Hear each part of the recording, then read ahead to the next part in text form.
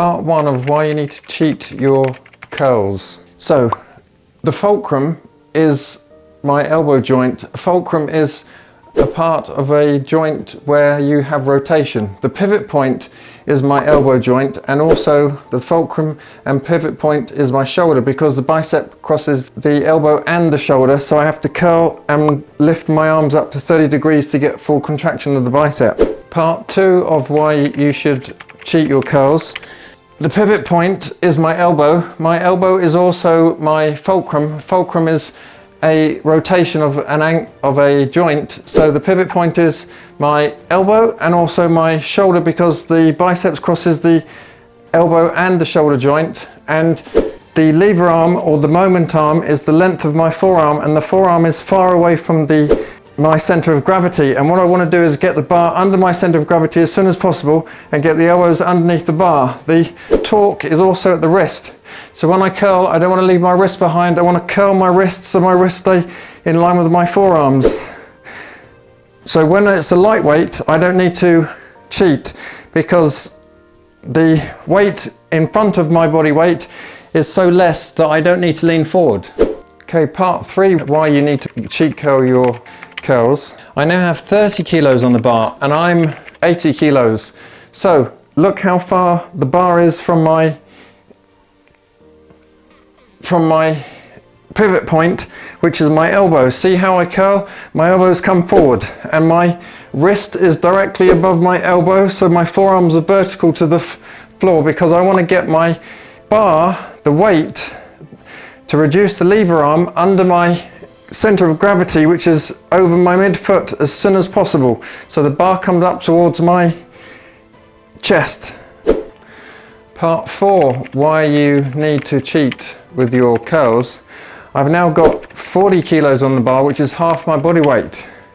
So I need to, because the lever arm is so long here, where the pivot point is, here and here, I need to get the bar underneath my center of gravity as soon as I can. Forget the time under tension, forget lowering the weight 5, 7, 8 seconds. There's no substantial research to back that up.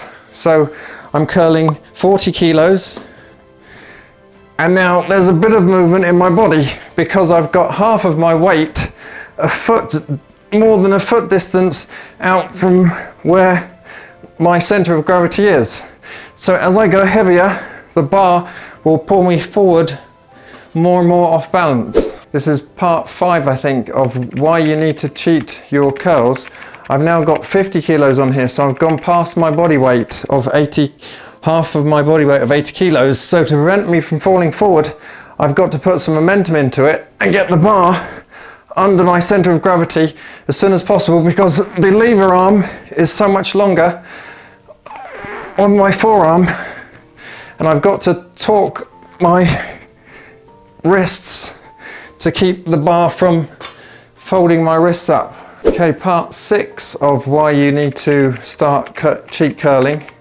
I've now got 60 kilos on the bar. If I want to have small arms for the rest of my life, I'll do stupid time under tension, and I'll do slow eccentrics, and I'll never get off 2 or 4 or 12 kilo dumbbells or 30 kilo barbell, because I'm keeping my body completely rigid and I'll never get strong. So you've got to put some movement into the bar, because the bar is counteracting your body weight. Once you start getting strong, it pulls you forward. So now I've got 60 kilos on the bar, my body weight 80 kilos, it's going to want to pull me forward, so I have to get under the bar in order to get the bar over the center of my midline of my foot. That's how you get stronger arms. Okay, part 7 of why you need to start cheat curling. So I've explained the physics of why you need to start cheating your curls to get your center of gravity under the bar as soon as possible, to get bigger arms and not stick around with time under tension of 3 seconds or 8 seconds. So I curl, easy, 60 kilos, a little bit of swing, get it up. I rep out 12 reps with this, no problem. And I'm forcing my biceps to adapt to the strength curve that I'm inducing it to, and I'm forcing my biceps to work extra hard to adapt to the stress. Part 8, why you need to cheat your curls. I'm now at 70 kilos. My body weight is 80 kilos. Because of physics, I have to, and the long lever arm of your forearms, the moment arm, and the pivot point of your elbow, plus your bicep tendon attachment at the shoulder, I have to use some of my body weight to get my hips under the bar, to get the bar up to a vertical line here. So I can easily do 5 reps of this, no problem. This is less than what I normally do.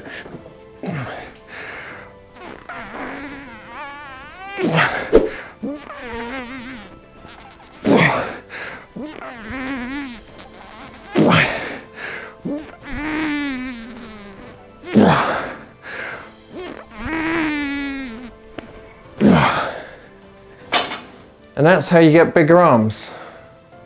You got to adapt to the stress. Part 9 of why you want to cheat your curls. Now I'm doing 80 kilos, so this is my own body weight. So I can't hold my own body weight out like this because the weight here, the moment arm, is so long that it will pull my body weight forward and I will come off balance and go onto the balls of my feet and pull forward. So as I curl, I want to move my hips back, keeping the bar over the center of my gravity, move my hips forward, lean back, get my elbows forward as fast as I can. Once my elbows are past 90 degrees, I drive my elbows forward and lean back and then straighten up and then resist back down. That's how you get bigger arms and adapt to the stress. So part 10, why you need to cheat your curls.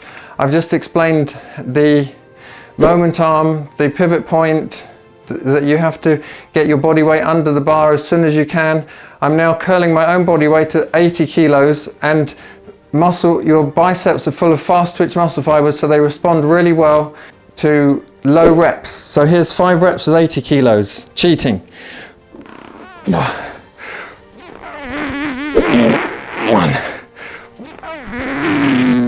2, 3, 4, 5. Part 11, why you need to cheat your curls. Then if you really want to, you can do back off sets where you go back down with less cheating. But to be honest, the cheating helps growing your arms. So if I just go back to 30 kilos, I just rep out 1 or 2 seconds up, 1 or 2 seconds down, and I just rep the bar. This isn't going to grow particularly big biceps. I can go to failure just like I did with the 80 kilos, but I'll remember that mechanical tension is one of the most important things with building strength and size. And when you build more size, you build more strength. But when you build more strength, you definitely build more size. So the two are combined. Hypertrophy and strength are combined. You need to build that strength to get that hypertrophy.